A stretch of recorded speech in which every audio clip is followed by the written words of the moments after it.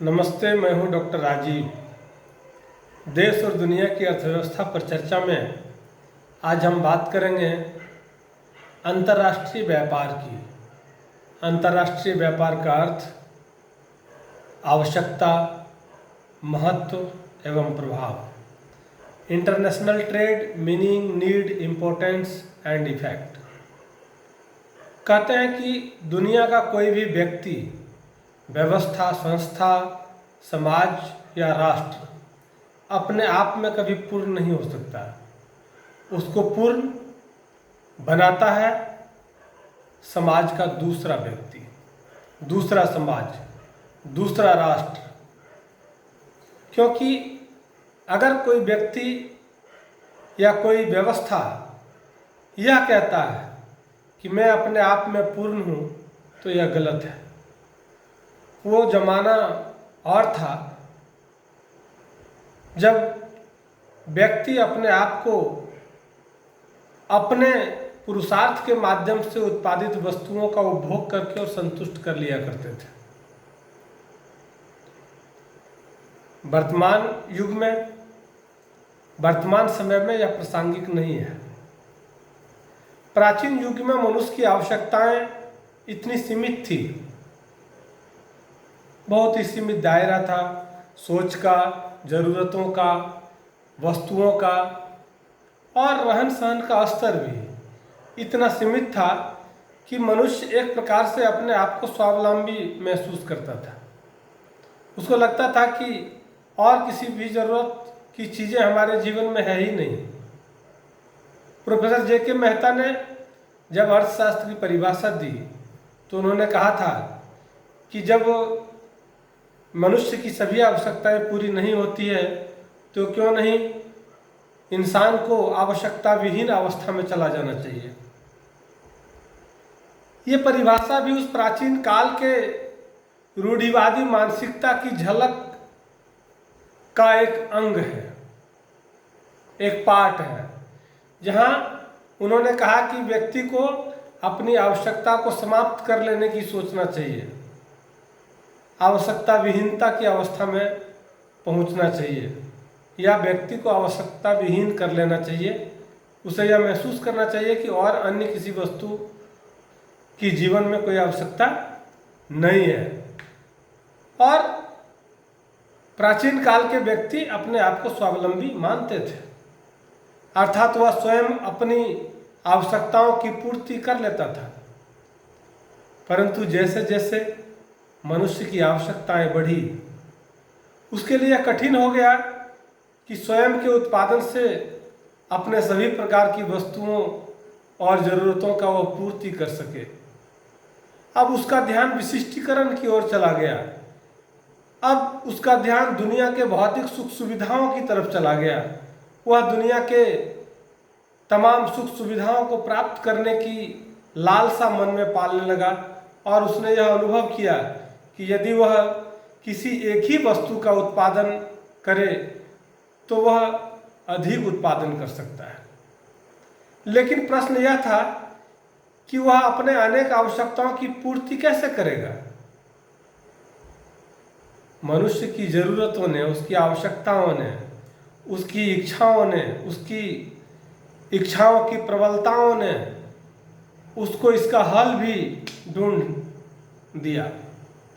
स्वयं निर्मित वस्तुओं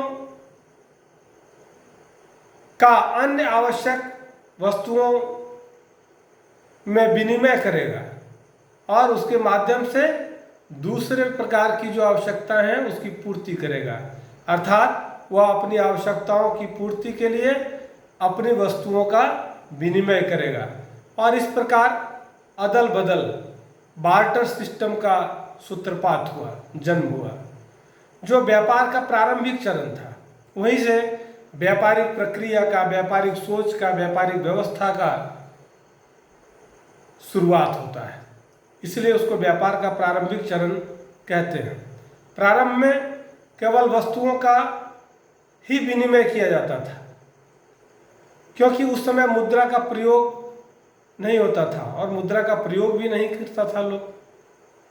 लेकिन जैसे जैसे मुद्रा का प्रयोग प्रारंभ हुआ, वस्तुओं और सेवाओं का विनिमय प्रत्यक्ष न होकर मुद्रा के माध्यम से होना शुरू हो गया।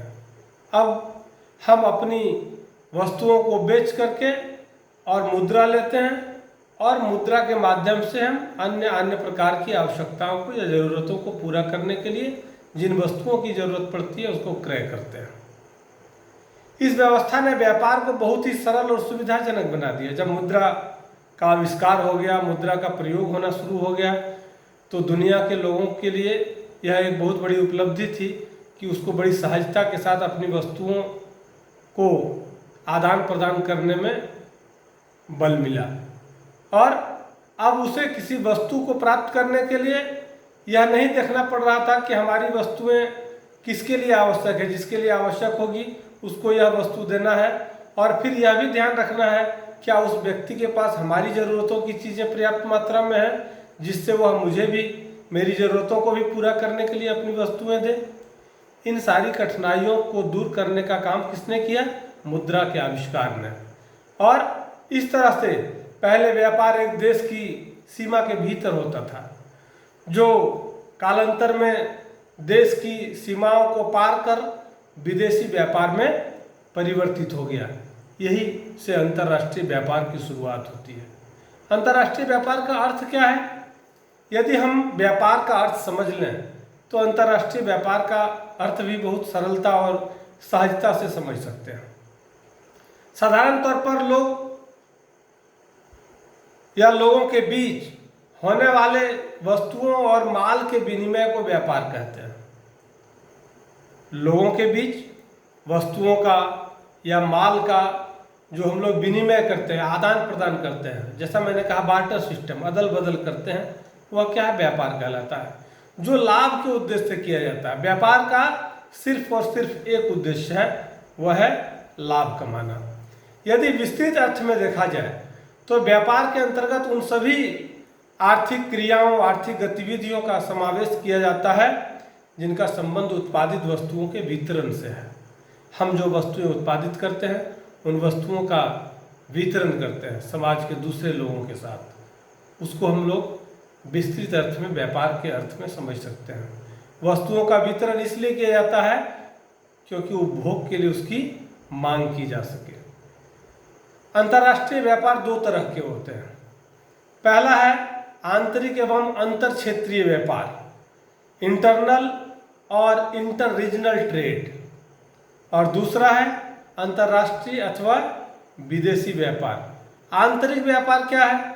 आंतरिक व्यापार से अभिप्राय उस व्यवस्था से है, उस व्यापार से है जो किसी एक देश के सीमा के भीतर विभिन्न प्रकार के वस्तुओं का आदान प्रदान होता है। विभिन्न प्रकार के स्थानों में, विभिन्न प्रकार के क्षेत्रों में, कहाँ? एक देश के अंदर, अपने देश की घरेलू सीमा के अंतर्गत अगर विभिन्न प्रकार के स्थानों में वस्तुओं का आदान प्रदान, लेन देन होता है तो उसको हम लोग आंतरिक व्यापार कहते हैं। आंतरिक व्यापार का उदाहरण क्या है? जैसे कोई व्यक्ति मध्य प्रदेश का कोई व्यापारी गुजरात के व्यापारी के साथ व्यापार करता है, अथवा इंदौर का कोई व्यापारी जबलपुर के व्यापारी के साथ व्यापार करता है। इसका मतलब है कि हम देश के घरेलू सीमा के अंतर्गत व्यापार कर रहे हैं और इसे ही आंतरिक व्यापार कह सकते हैं। इसे गृह व्यापार, होम ट्रेड भी कहा जाता है, अथवा अंतर क्षेत्रीय इंटर रीजनल ट्रेड भी हम लोग कह सकते हैं। प्रसिद्ध अर्थशास्त्री हैवलर ने कहा है कि गृह व्यापार अथवा अंतर क्षेत्रीय या आंतरिक व्यापार का अर्थ साधारण तौर पर उस क्षेत्र के भीतर व्यापार से है जिसकी समृद्धि में संबंधित सरकार की अभिरुचि होती है। सरकार भी चाहती है कि देश के अंतर्गत विभिन्न क्षेत्रों में, सीमा के अंतर्गत जब हमारा व्यापार होगा तो आर्थिक दृष्टिकोण से समृद्धि को बल मिलेगा, हम समृद्धशाली होंगे, अथवा वह क्षेत्र उस सरकार की सीमा में आता है। अंतर्राष्ट्रीय व्यापार क्या है?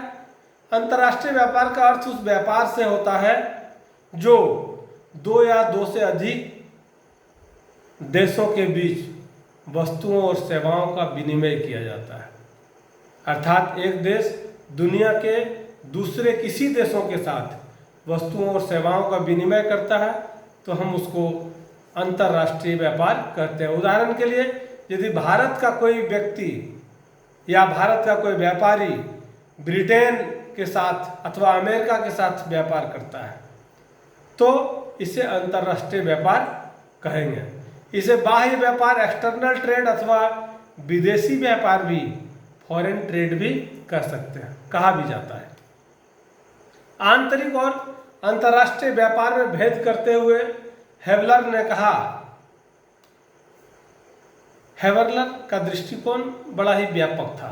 उन्होंने कहा कि गृह व्यापार और विदेशी व्यापार की जो विभाजन की रेखा है, जो एक दूसरे से अलग करती है, एक देश की सीमा होती है। उस सीमा के भीतर होने वाला व्यापार गृह व्यापार होता है तथा सीमा के बाहर विभिन्न देशों के साथ किया जाने वाला जो व्यापार है वह विदेशी व्यापार कहलाता है।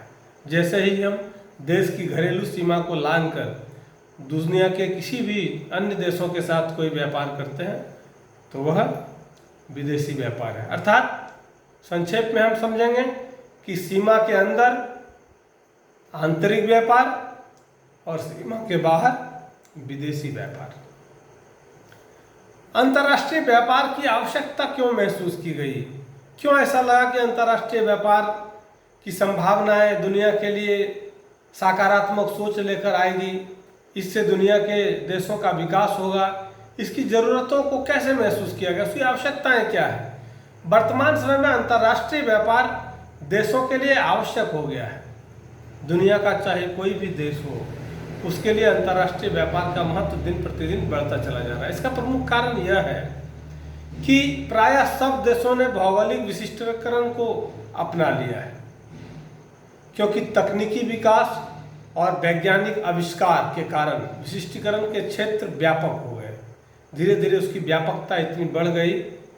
इसके अनुसार प्रत्येक राष्ट्र केवल उन्हीं वस्तुओं का उत्पादन कर रहा है जिनमें वह सर्वाधिक कुशल है, उसके पास कुशल तकनीक है, उसके पास कुशल कामगार हैं, उसके पास कुशल श्रमिक हैं। ऐसे ही वस्तुओं का उत्पादन प्रत्येक देश कर रहा है। और इन वस्तुओं के उत्पादन में इस बात का ध्यान भी रखा जाता है कि हम जिन वस्तुओं का उत्पादन कर रहे हैं उन वस्तुओं का दुनिया के दूसरे देशों की तुलना में तुलनात्मक लागत कम हो, कंपैरेटिवली उसका कॉस्टिंग कम आता हो, तभी वह वस्तु हम उत्पादन करते हैं।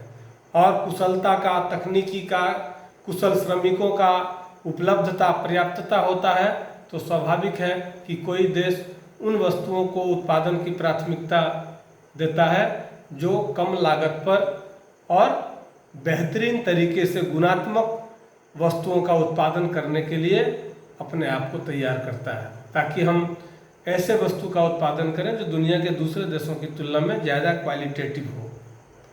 अर्थात इस दृष्टि से प्रत्येक राष्ट्र केवल उन्हीं वस्तुओं का उत्पादन कर रहा है जिसमें वह सर्वाधिक कुशल है और जिसकी तुलनात्मक लागत भी कम होती है, और इस तरह से वह अपनी आवश्यकताओं की पूर्ति करता है और जिन वस्तुओं की ज़रूरतें पड़ रही है उन वस्तुओं का निर्यात करेगा, जो पर्याप्त मात्रा में है उसका निर्यात करेगा तथा विदेशों से आवश्यक वस्तुओं का आयात करता है।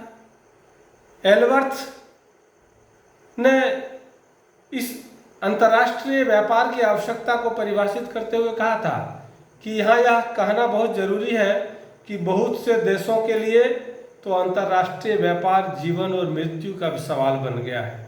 इसकी महत्ता को दर्शाता है। एल्वर्थ की परिभाषा इस बात को साफ साफ स्पष्ट करता है कि अंतर्राष्ट्रीय व्यापार की प्रासंगिकता क्या है, उसका इम्पोर्टेंस क्या है, उसकी आवश्यकता क्या है, नीड क्या है।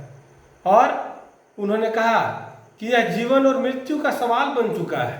वर्तमान समय में अंतर्राष्ट्रीय व्यापार की आवश्यकता को प्रमुखता से कुछ बिंदुओं के माध्यम से हम आपके सामने लाने का प्रयास करते हैं। पहला है श्रम विभाजन।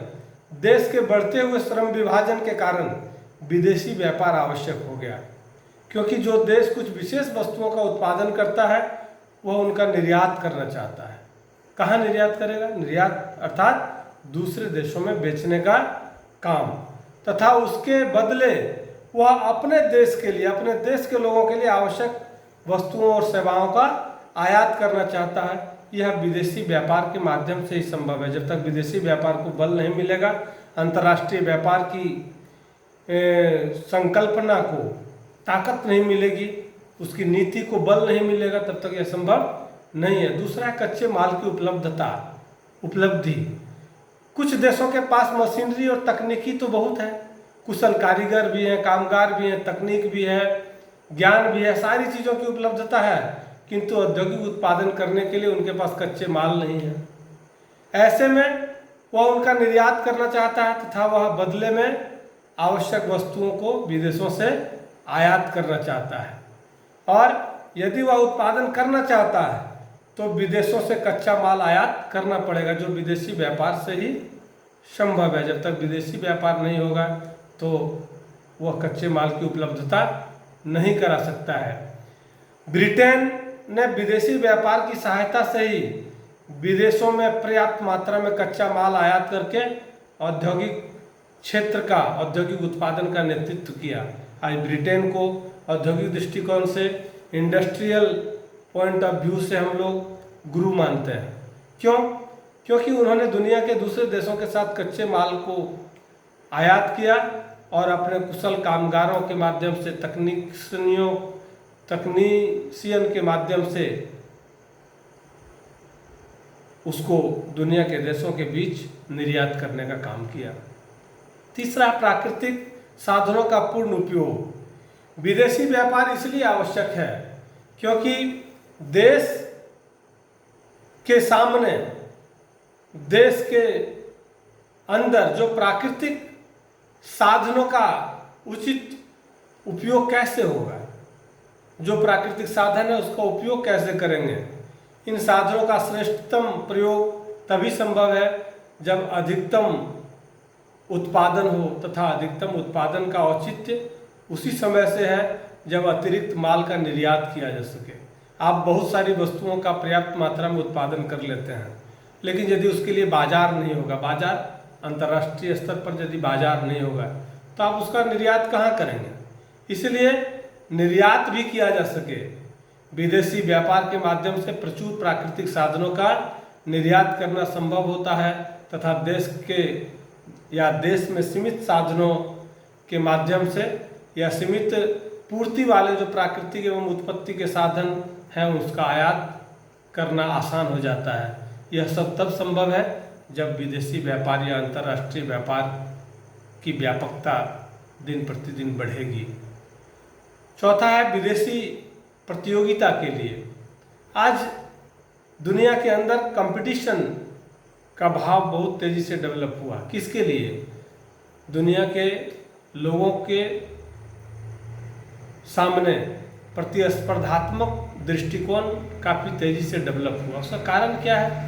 उसका कारण है हम और आप विकास की श्रेष्ठता, विकास के शीर्ष बिंदु पर अपने आप को स्थापित करना चाहते हैं। चाहे कोई व्यक्ति हो, कोई समाज हो, कोई राष्ट्र हो, वह क्या चाहता है? वह चाहता है कि दुनिया के शीर्ष बिंदु पर हम हों, और इस चाहत को मूर्त रूप देने के लिए वह अपने व्यवस्था के साथ, अपने संसाधनों के साथ, अपने बौद्धिक कौशल के साथ हमेशा कॉम्पिटिटिव पॉइंट ऑफ व्यू से अपने आप को इम्प्रूव करना चाहता है, डेवलप करना चाहता है। विदेशी व्यापार के लिए यह आवश्यक है कि देश के उद्योग विदेशी उद्योगों से प्रतिस्पर्धा कर सके। हमारे देश के अंदर ऐसी टेक्नोलॉजी हो जो दुनिया के दूसरे देशों की टेक्नोलॉजी से कंपटीशन कर सके। प्रतियोगिता के अभाव में यह संभव है कि देश के उद्योगों में एक अधिकार की प्रवृत्ति पनपने लगे जो देश के लिए घातक हो जाएगा, क्योंकि जब कंपटीशन नहीं होगा तो मोनोपोली होगा। हम लोग बाजार को पढ़ते हैं, परफेक्ट मार्केट जब तक नहीं होगा, परफेक्ट कंपटीशन मार्केट जब तक नहीं होगा, तब क्या होगा? मोनोपोली होगा। जब मोनोपोली होगा तो कोई भी देश अपनी वस्तुओं को अपने मनमाने मूल्य पर बेचेगा, जो आम जनमानस के लिए या समाज के लिए घातक सिद्ध होगा।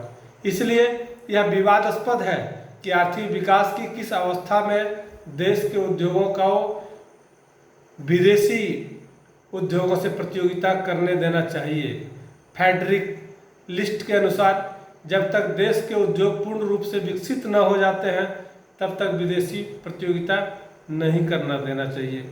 अर्थात आपको रेस में भाग लेने से पहले, दौड़ में भाग लेने से पहले अपने पाँव की ताकत को समझना होगा, अपने पुरुषार्थ को समझना होगा, अपने आत्मबल को समझना होगा।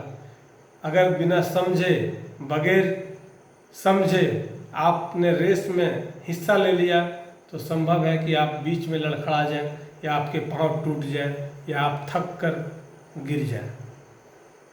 उपभोक्ताओं के लिए वस्तुओं की उपलब्धता। अंतर्राष्ट्रीय व्यापार इसलिए भी आवश्यक है क्योंकि उपभोक्ताओं को विश्व के बाजार में आवश्यक वस्तुएं सस्ते दाम पर प्राप्त हो सके। अगर सस्ते दाम पर वस्तुएं उपलब्ध नहीं होगी तो विदेशी व्यापार में उपभोक्ता रुचि नहीं लेगा। इसलिए कोई भी व्यक्ति, हम आप समाज का कोई भी व्यक्ति क्या चाहता है? यह चाहता है कि हम कम से कम लागत पर अधिक से अधिक गुणात्मक वस्तुओं को क्रय कर सकें। हम अपनी ज़रूरतों की वस्तुओं का उपभोग कम लागत करके अधिक अच्छी, श्रेष्ठ और सुपीरियर गुड्स को प्राप्त कर सकें, जिससे हमको अधिकतम संतुष्टि की प्राप्ति हो। जब तक निम्न लागत पर या न्यूनतम लागत पर हमको श्रेष्ठतम वस्तुएं नहीं मिलती है तो मुझे आंतरिक संतुष्टि या मैक्सिमम सेटिस्फैक्शन जिसको हम लोग कहते हैं वह अधिक नहीं हो पाता। और कोई उपभोक्ता चाहता यही है कि हम कम लागत पर अधिक से अधिक उपयोगी वस्तुओं को क्रय कर सकें, जिससे हमारी आवश्यकताएं पूरी हो और हमको अधिकतम संतुष्टि की प्राप्ति हो। यदि हमारा लेक्चर पसंद आए तो प्लीज़ सब्सक्राइब करेंगे। धन्यवाद।